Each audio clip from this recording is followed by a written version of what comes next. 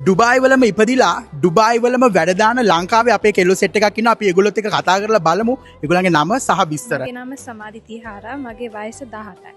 මගේ නම හිමාජී මට වයස 18යි. මගේ නම ඉසුරි මට වයස අවුරුදු 24යි. මගේ නම ඉෂාරා. මට අවුරුදු 36යි.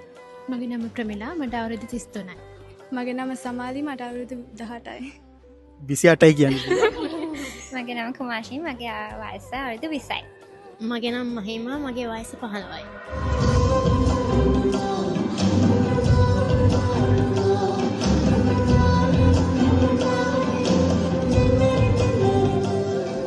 මගේ නම උදේශ රණසිංහ.